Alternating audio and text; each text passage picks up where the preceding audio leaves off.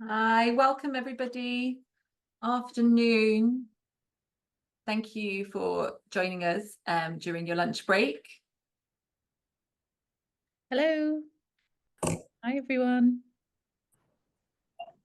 It's been quite some time since we did our last webinar, and we've been really pleasantly surprised at the large number of registrations for this one. And so I think it demonstrates the appetite and need for such a discussion.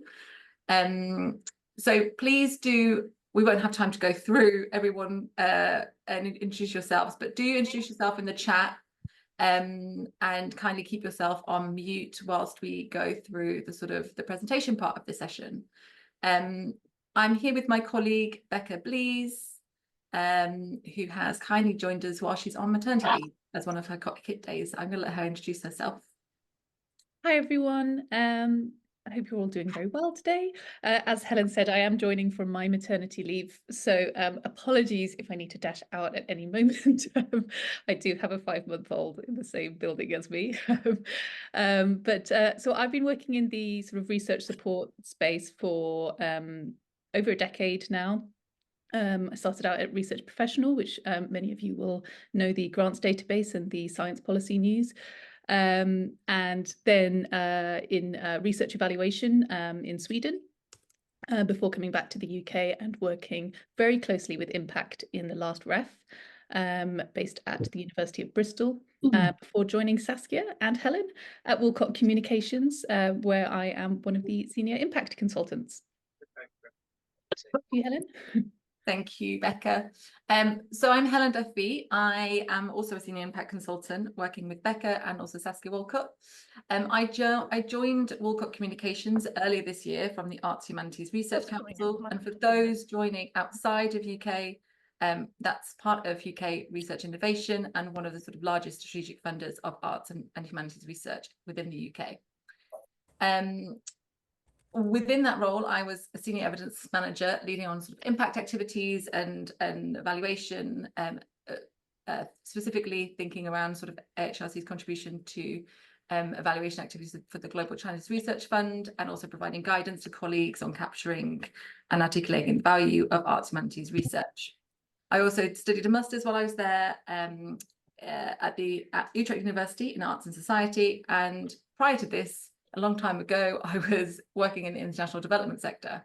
So I've always been interested in social change, and I suppose my experiences, over sort of 10 years ago, I found myself living in Colombia, in particular in Bogota, where I just really loved sort of how life unfolded there, and so it was the hustle and bustle on the streets, and the sort of richness in culture and activity. And I was really struck by the role of culture and arts in this setting. And one particular story really has stayed with me around a particular former mayor back in the 1990s, an unlikely candidate, an academic who conducted some interesting creative social experiments with the city's inhabitants. And one of these being hiring over 500 mime artists to mock traffic violators. And these actions, among many others, sort of helped transform the city's violent landscape. And these stories, along with other accounts of arts social change, has really motivated myself within this space and guided me to where I am today. So I'm really curious about individuals and communities and researchers and how they affect change through their work. I think before we get stuck in, both Becca and I have worked in this space in many years, but we don't profess to know all of the answers. And gathering evidence isn't, a straightforward exercise, as you all will probably know. So what will be? Should we do a little bit of housekeeping before, or we? Oh, yes. Yes, just to remind you all that today's session is being recorded, just to let you know. We will have a section for Q&A at the end. As Helen warned you there, we don't have answers to all of the questions in this space, but it's a really it's such an interesting topic, and whenever we run a workshop on it or a webinar, there's always some really thought-provoking questions and particular challenges that individual researchers are having or impact managers have working with researchers, and we really love working through those challenges together with researchers. So we do encourage you to put in questions in the chat, and then hopefully we can get to as many of them as possible at the end, but you don't have to wait till the end. You can pop them in throughout, and I'll keep a note of them, and we'll get to them later on. Great. Okay, so we've only got actually an hour today. We could probably spend a lifetime talking about this this topic, but in this hour we'll try and talk about, we'll try and cover the following. So we'll think about, I mean, evidencing is around defining and also measuring impact. So we'll think about how to define research impact in the arts and humanities. We'll also think about why do we actually need to evidence, what are sort of the drivers around that? What might be the challenges measuring impact in arts and humanities? And we'll ask you that question as well. And then we'll provide some insights on strategies and tools for evidencing. And as Becca also mentioned, we'll have time at the end for a Q&A. So do post any questions as we go along. Okay, so impact. What do we mean by impact? How do we define it? And there's lots of definitions out there. There's probably not one universal one. This is a definition from Stephen Hill, the Director of Research at Research England. And I think this is, you know, that it's about that difference beyond academia that research makes, and asking that question, you know, what is the change? What are the difference that that has been made? Our own Saskia Walcott, the founder and CEO at Walcott Communications, defines impact as an attitude of mind and adopting a specific mindset in how you approach your work. And we like to, when we're working with academics, we like to explore motivations with our clients as an entry point to talking about impact. And I think that really sort of helps enliven the conversation, and as an entry point to talk, for academics to think about why it is that they are doing the work that they're doing. The university back in Ghana are just pouring her and all that. Sorry, can I just ask that we just turn off our Sorry, Helen, I've just muted you by accident. I muted all. Don't worry. Okay, research impact in the arts and humanities. So I used to work at the Arts and Humanities Research Council, so of course I was going to make a reference to the Arts and Humanities. Last year they celebrated 25 years, and this was an online brochure showcasing the various impacts of their work. During my own time there, in terms of developing sort of the evidence portfolio and standards of standard ways of sort of surfacing some of those rich stories that would help sort of advocate for arts and humanities research, both for the use in spending reviews, but also comms purposes and reporting to government. These rich stories are a sort of mosaic and span the vast array of disciplines within the arts and humanities portfolio, and they demonstrate the value of arts and humanities in, for instance, shaping responsible and ethical AI, designing a more sustainable future, support health and well-being initiatives. They also help contribute to the debate around climate change and environment. I've also seen research that addresses inequalities by centering the voice of those with lived experiences and marginalised groups, as well as also preserving heritage both in the UK and internationally, strengthening museum practices and collections, and also promoting growth and diversity in the creative industries. So this is just like a short array of different types of research impact within that you would be able to see within the arts and humanities. I'll pass over to Becca now, who to talk a little bit more around REF. Yeah, so as I mentioned in my brief intro, I worked at the University of Bristol on their impact case studies for the last REF. Now, looking at the chat, I think there are many among you who have survived a ref or two, but for the benefit of anyone joining internationally or who hasn't been through a ref before, it's the Research Excellence Framework. It's the system we have in the UK for evaluating research quality. Previously, it really focused on publications only, but in the last couple of cycles, it has been looking at impact as another area of evaluation. And it is assessed via a narrative document, sort of 5-page narrative document that looks to demonstrate the societal value of research rather than just the publications of research findings. So the Research Excellence Framework happens every 6 or 7 years, and the results of REF are used to allocate funding for the universities.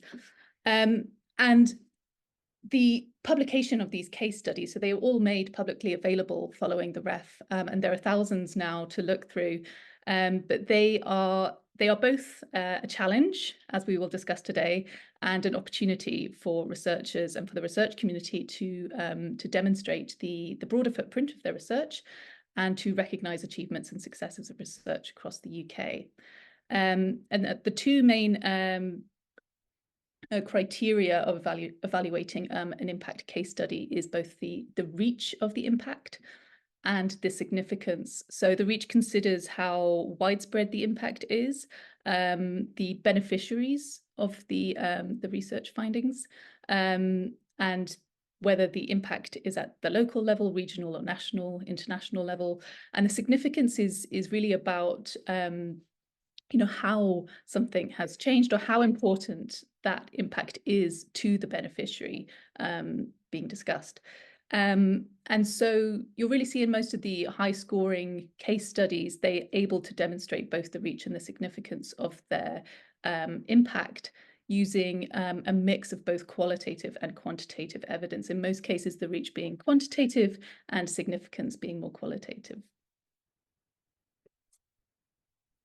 And just for a bit of background as well, so while I was at the University of Bristol working on the case studies there, I worked on the entire of panel D, which those of you in the UK know is all of the arts and humanities disciplines.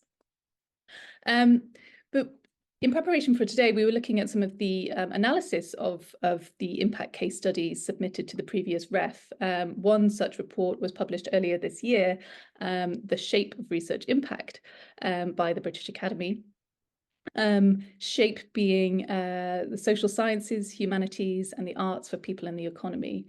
So what they did is they looked at a collection of case studies submitted to the REF, and really wanted to analyse how arts and humanities research, as well as social sciences, are leading to tangible impacts in the UK. And something that's really interesting is that a lot of the time, arts and humanities research is considered to have cultural impact. And what this report does is to really sort of disaggregate that cultural impact and to kind of challenge the idea that arts and humanities only have cultural or arts and humanities specific impacts. And actually they identified 10 grand impact themes. Sorry, that should say grand. So the first one being arts, language and design. Second, archaeology exhibits and galleries. Education, teaching skills, business, economics and management, employment, crime and exclusion, family and gender, governance and law, health and well-being, and sustainability and infrastructure. So what this report really does is to help really demonstrate the breadth of the applicability and value of research in these disciplines.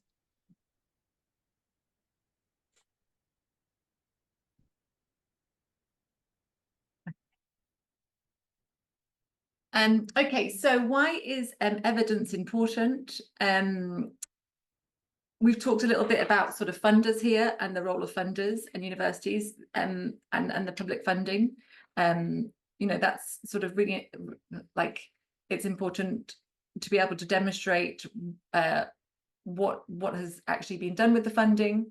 As Becca mentioned, the Research Excellence Framework, the REF, is also another reason. There's also the wider context sort of in terms of the arts and cultural sector and the current sort of squeeze, or sort of what has been for the last few years, the reduction in funding available. I think that also adds to this sort of the wider context around this. There's also a learning element, I think, and related to that is sort of your own self, and I guess accountability to yourself and the reasons why you do research and for whom. I think thinking about evidence in that way might also, it's not actually something always that's top down, but actually I think it's important to sort of also think about it in terms of learning and being accountable to yourself and your partners and what makes up your own research. So in terms, next we're impact has been impact has been helpful for the arts humanities as we try to win hearts, minds, and funding. Impact has given humanities disciplines the way to demonstrate the broader resonance of their work. So we'll go on to a Slido now, and we want to ask the audience, what challenges have you encountered when measuring research and impact in the arts humanities? So if you're able to, you can access it through scanning the QR code on the screen, or you can go to sli.do and you can put that into your internet search and enter the number 3282851. And I'll give you a few minutes to start to input some of your answers. I've also pasted the URL into the chat if that's Thank you. an easier option. Thanks, Becca. Okay, we've got lots of stuff coming through. I'm just going to share my screen as these results sort of start to come through, and we can capture some of this. Quantifying impact seems to be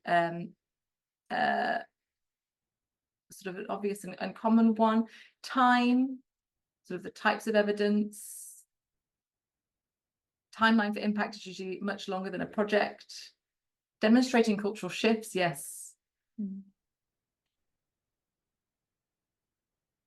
When impact is a trajectory rather than a solid measurable impact, absolutely.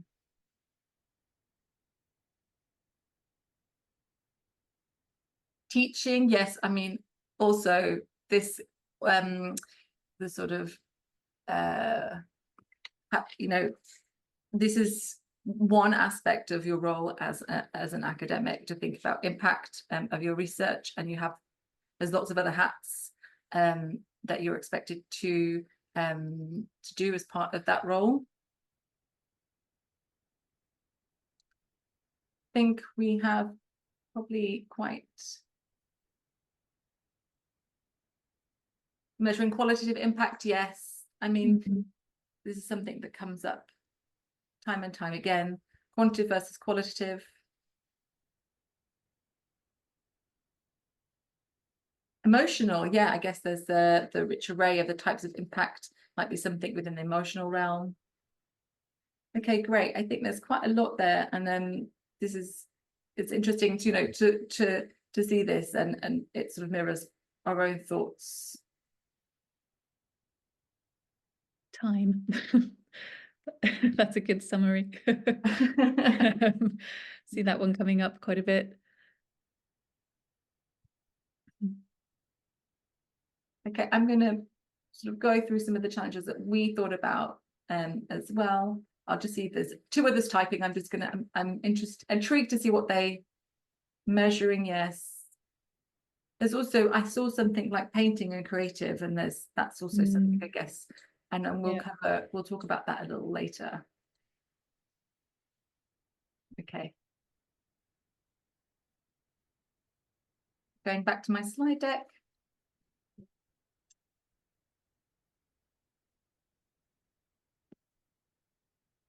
Okay, so the challenges that we thought about, and Becca do sort of, I'm happy to sort of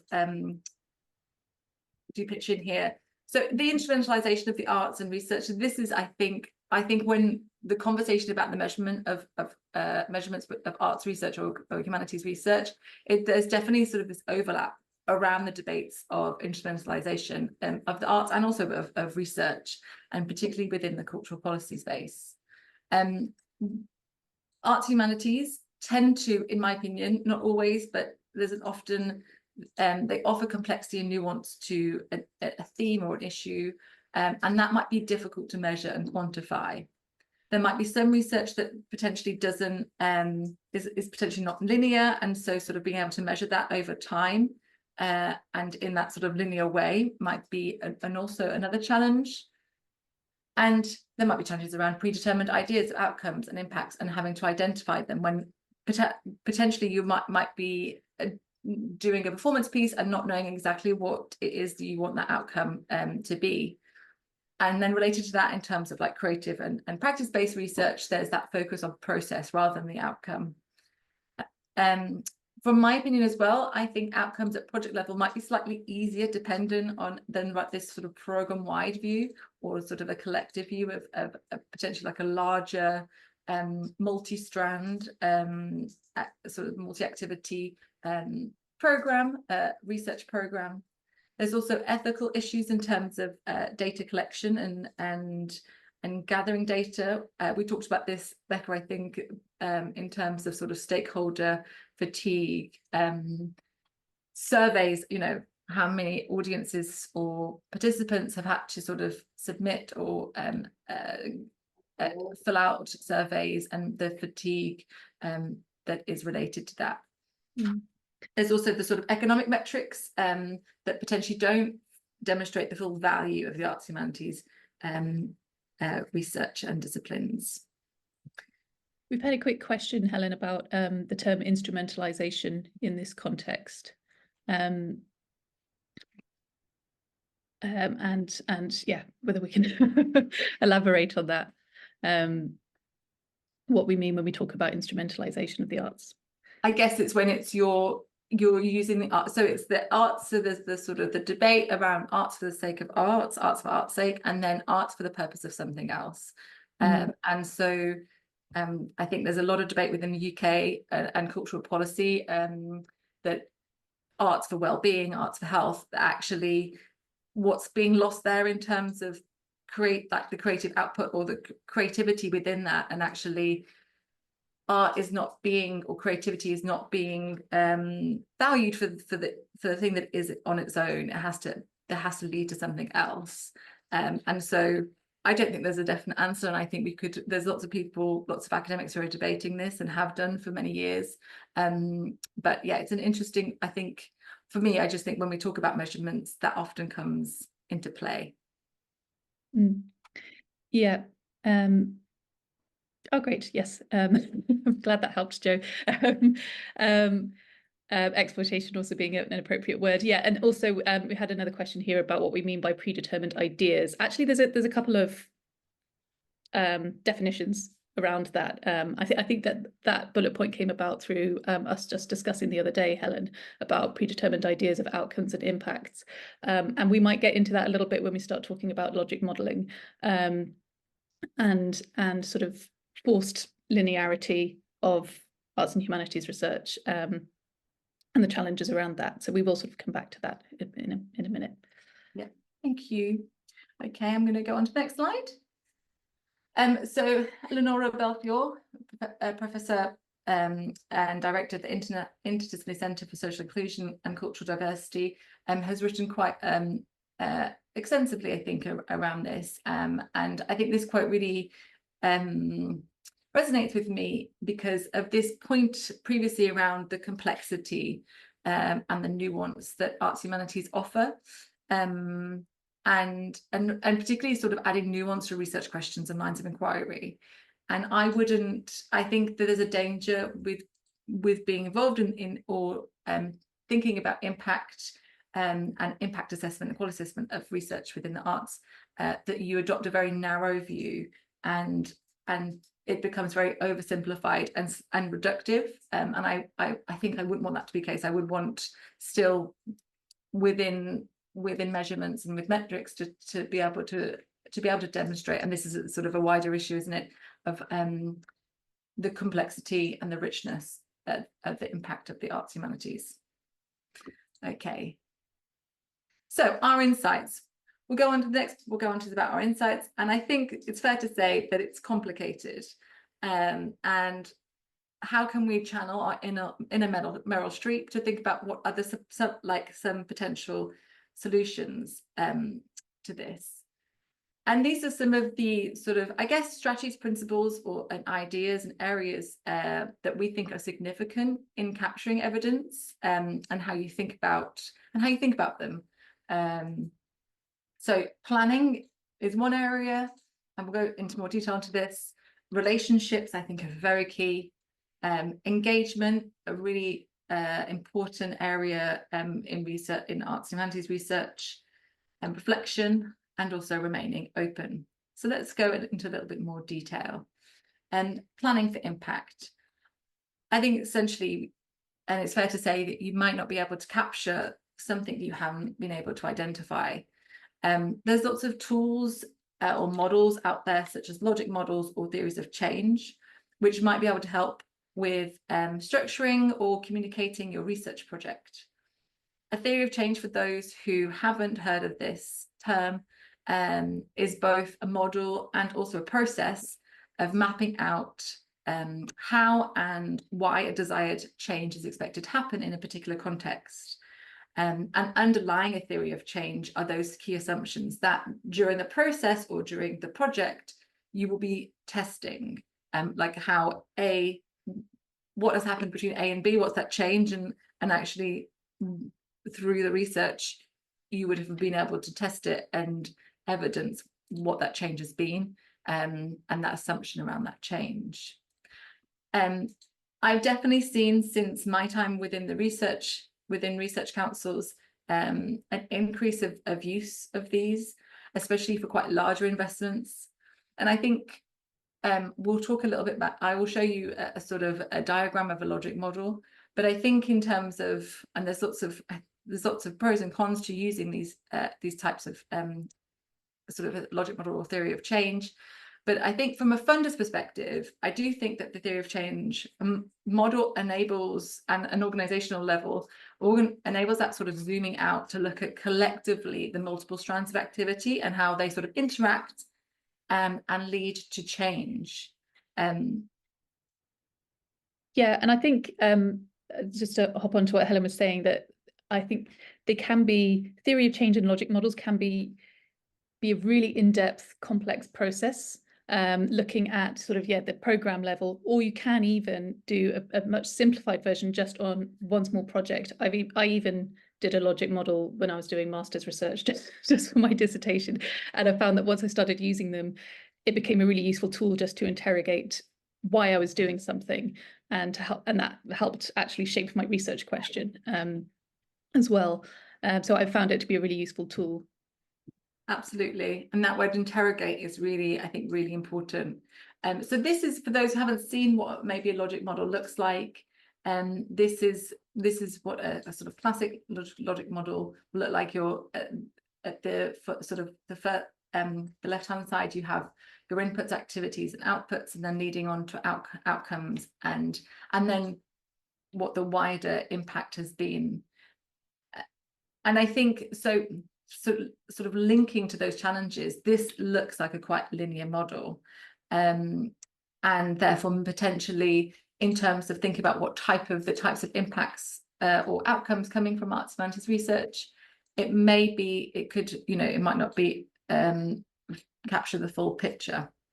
But I have seen academics embrace a version of this, or a version of a theory of change, to that sort of to think about their own research. And recently I had a conversation with a colleague that I worked with when I was at HRC and working on the Global Challenges Research Fund, Ananda Breed at the University of Lincoln, who as part of this project, Mobile Arts for Peace, uses arts-based approaches to contextualize experiences in these contexts, positioning knowledge and using arts-based approaches as connectors and co-producing curriculums. And we talked through, actually, so there's a type of theory of change called the spheres of influence, and we talked about that within her work, to think about you know, what the different stages of implementation, and sort of to think about how the document can be used to begin conversations, but also with partners, and to be able to revisit it and sort of interrogate it later on. I really allowed that flexibility, and going back to your assumptions about how you think change may happen. I think also it's fair to say that within these sort of applied arts and humanities disciplines, this might be quite a useful, more useful tool than in others. But as Becca said, you still could use it within sort of smaller projects. And in researching for a talk I did a few weeks ago at the Royal Academy of Music, I came across this diagram actually in a REF case study, which imitates part of a logic model.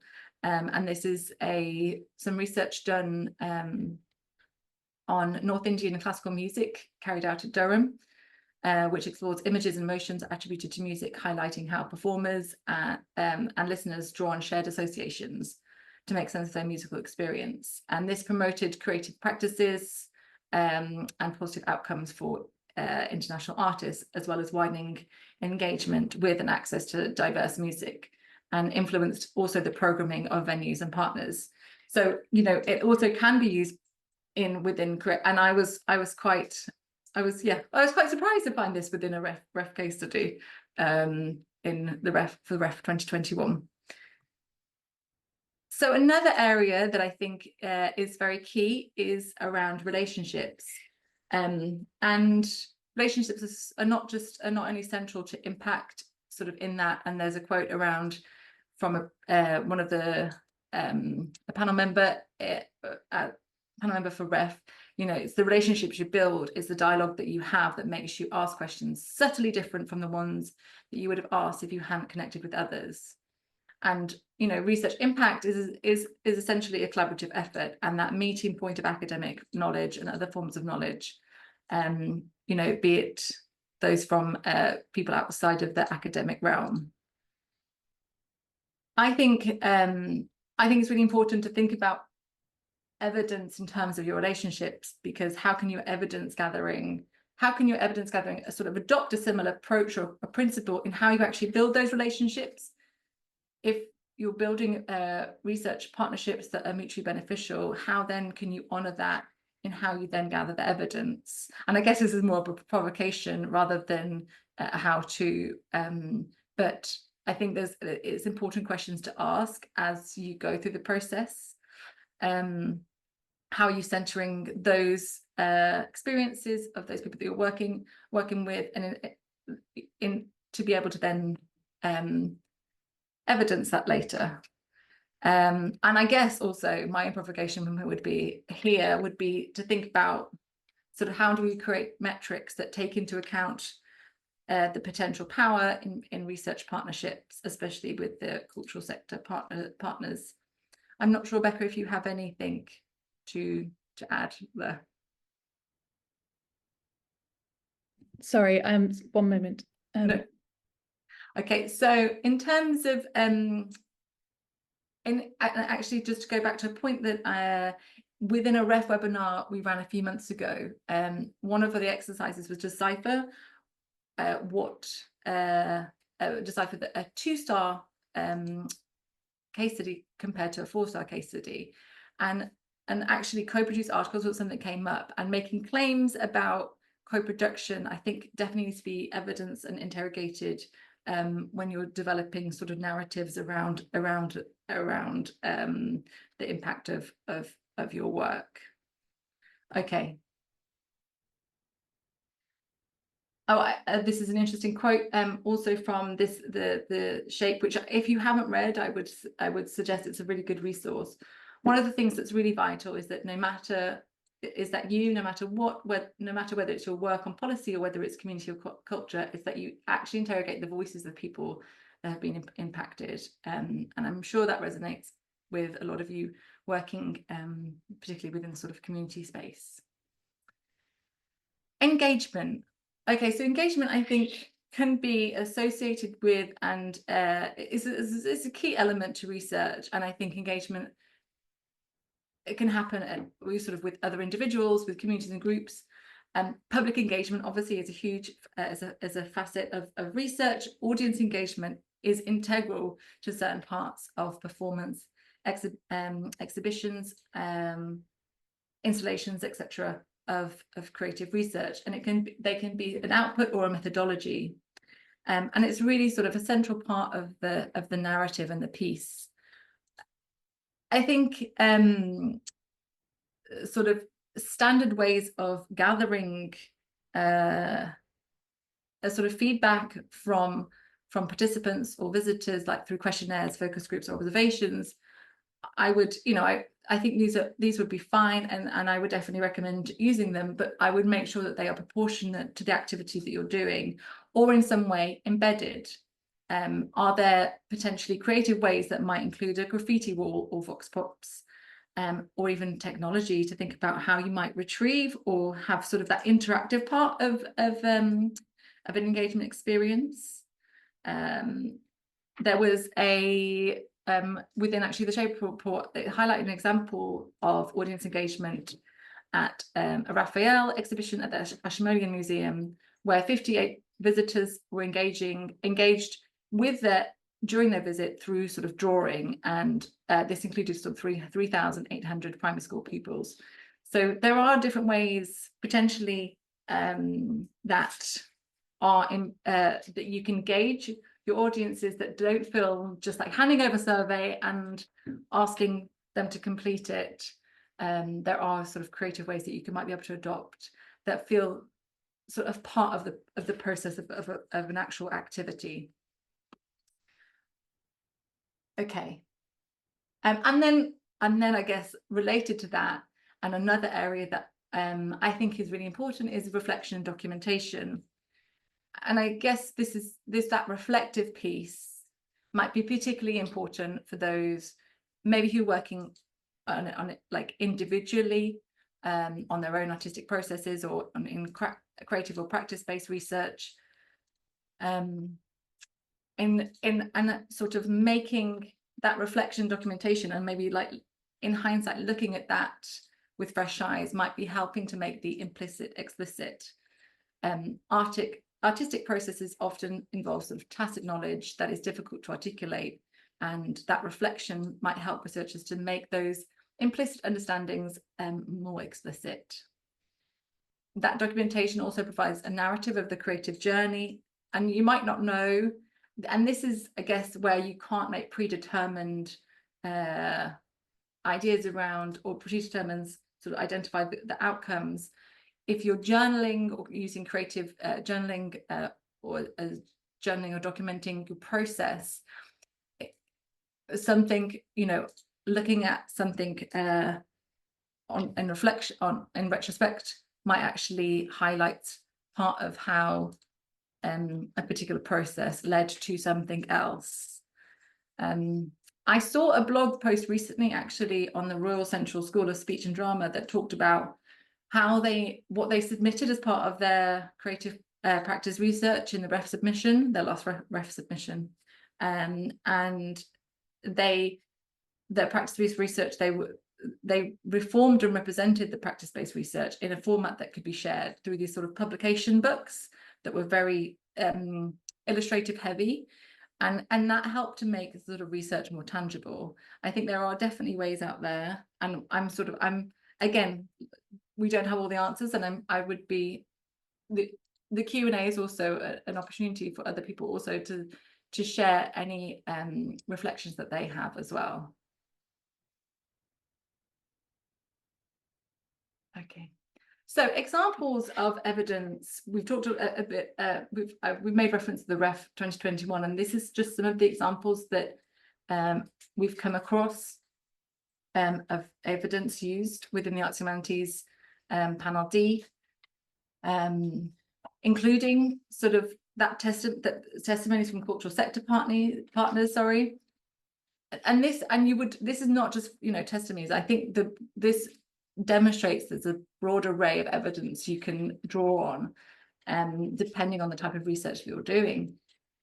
Inclusion of arts therapy in guidelines and health guidelines, creative products, films and exhibitions, and sort of feedback and engagement figures around that, audience and community partner surveys, media articles and coverage. But I would just say with that, I think, what other information do you have? Who are the people that attended? What other demographic information can you include that helps tell a sort of a richer story? Public health data on healthcare disparities, testimonies from policy colleagues, citation and wider evaluations. I saw this quite a few times where research has been included, or the findings of research have been included within evaluations done by AHRC, DCMS, Arts Council, British Council, to name but a few. Improved quality of care metrics, metric reports for public engagement, also annual reports and accounts from industry partners. Particularly, this might be important within the creative industries, and exhibition marketing reports with this number. So that's just, from looking at sort of our own analysis of what was submitted within panel D. This is just some of the examples that we were able to surface. Like I said, I think it just demonstrates that there's lots of different types of evidence that you can draw on. Okay, practical considerations for evidencing impact. So previously, I think to demonstrate that evidence can be both qualitative and quantitative in nature. The language to describe evidence tend to be around improve, enhance, increase, or decrease, reduce, protect. For instance, like protecting biodiversity or enhancing patient outcomes, like things like that.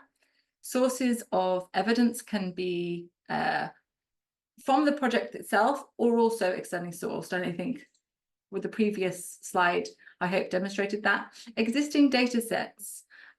This is particularly, I think, how can you draw on data that already exists, depending on how large your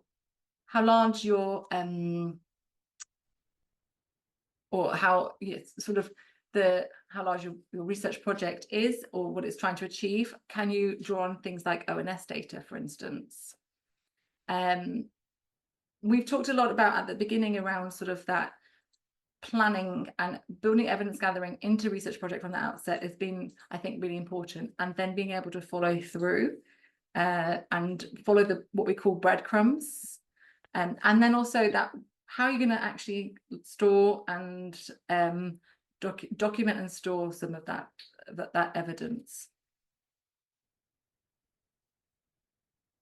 And the last thing I actually talked about we identified was about remaining open and thinking about how impact can take time. It might be about sort of keeping in contact with those partnerships post a research project ending, to be able to sort of identify and capture those sort of long term, and sort of remaining open to the impact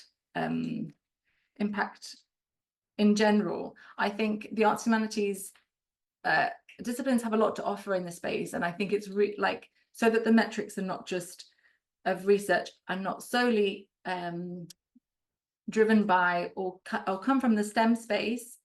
I think the arts and humanities have a lot to offer. Resources. So I've just named a few resources here that I find particularly useful in this space. NCASE, the National Centre for Academic and Cultural Exchange, they have lots of lunchtime webinars and blogs and reports. They're doing lots of interesting things around evidence, and especially that sort of interface with the cultural sector.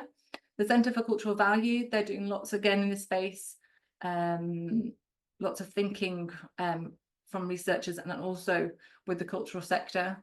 And also we recently, in terms of coming back to that sort of theory of change, we recently received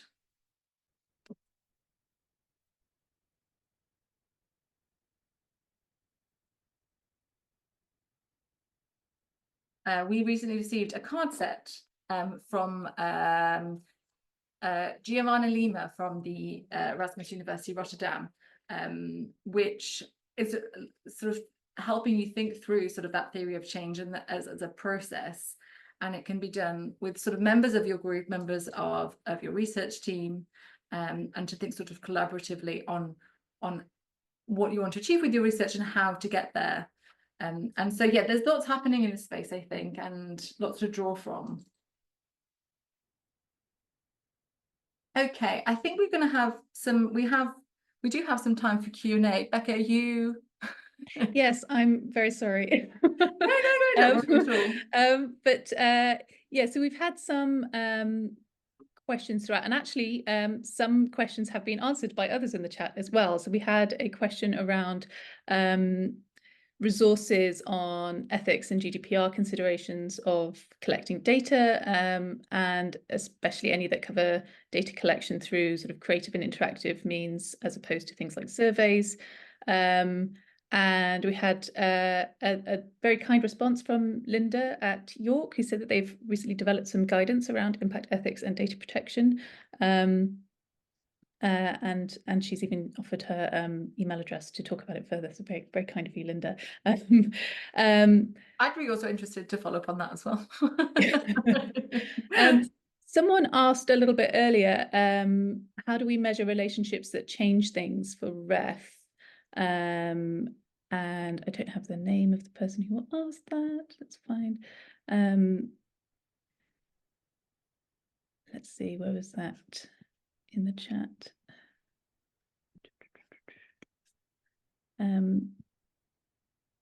I think part of that question might be thinking about what sort of what depends on the change. Yeah, and also the type of partnership and what you want that partnership to look like, and how you create the sort of environmental conditions to have open trust conversations between yourself and your partners or those who you're collaborating with, to be able to receive sort of like honest feedback about how they think the project has gone, but also, yeah, and then related to that, how you know, being very clear about potentially who has contributed to what and what they offer in terms of that sort of final those outcomes and impact. Becca, did you want to add anything? No, I mean, no, I think that's covered it quite well. I'm also seeing some more chat around there's been some interesting discussion here about when creative products were listed as one of the evidence areas, and someone saying, is that an output rather than an impact? There's been some really interesting chat about how creative outputs sort of again sort of challenging the sort of linearity of the logic model. Something at output level can also have impact depending on how it's come about, particularly in sort of co-production research. So exhibition itself can be both an output and an impact depending on the type of evidence you are able to gather, if that makes sense. I think also depending, I think, Becky, you might know more about this in terms of your REF perspective, but you know, the different types of evidence you might use as part of your REF submission. I think sometimes creative outputs might, alongside other areas that demonstrate that change, I think it's sort of that mix of or sort of mosaic of evidence that really sort of develops a rich story. Yeah, absolutely. Because it is a narrative. At the end of the day, it's a narrative in which you, we are bringing it back to REF quite quite a lot, but bringing in that quantitative evidence to make your narrative more robust and to demonstrate the change that has occurred. Have a look. Couple more questions about the REF in particular. There was interesting. There's also been some sort of statements and provocations as opposed to questions as well. So we did have one around forced linearity and causality being a particular problem for practice arts-based research, as it tends to foreground process. But I mean, you have drawn on this a little bit throughout the presentation, Helen. And yeah, I mean, certainly in any workshops, you know, introduction to impact workshops that I've run before, we often use the logic model and then immediately smash it and encourage academics to challenge it and question it. And I like to move activities to after outputs a lot of the time, because I think, you know, it jumps from outputs to outcomes, and that misses out a huge amount of work in order to bring something from an output to an outcome. A lot of activity has to happen there. So certainly, and most of the time we end up either creating it into a circle or a spider, and it never really remains, you know, this very sort of simplified linear process. And I think also, you know, you might be working with several other people, or different projects are happening at the same time, different research projects happening at the same time, also contributing to, so you might be thinking about what your particular contribution is to a change. You know, not that you're, there might be various things happening at the same time, that then, you know, those were the conditions that allowed that change to happen. And some of that stuff is out of our control. And I guess it is difficult to to think about your particular contribution. That's like, probably something that we can't go into too much detail about today, but something to note. Yeah, and the kind of evidence that you will collect or are able to collect, and you may not be able to collect what you would like to. That's a, you know, a big challenge, but it will depend on what you want to use it for. So in the ref, you are unfortunately tied to ref cycles, and so the kind of evidence you collect, you may end up needing more of a linear process in order to fit in with the cycle of ref. But if you want to do it because you want to change your approach to research and you want to feel like your project is purposeful, and then your evidence collection might look a little different to if you're specifically thinking of an impact case study for the ref. In an ideal world, it will be able to achieve both, but it's by no means, evidence is not only useful for ref impact case studies. Absolutely. I mean, from the funder, but also when you're reporting back to your universities, and also developing sort of that sort of communications piece. Is there any other questions we want to highlight, or shall I? Yeah, please do resend if I haven't got to one of your questions.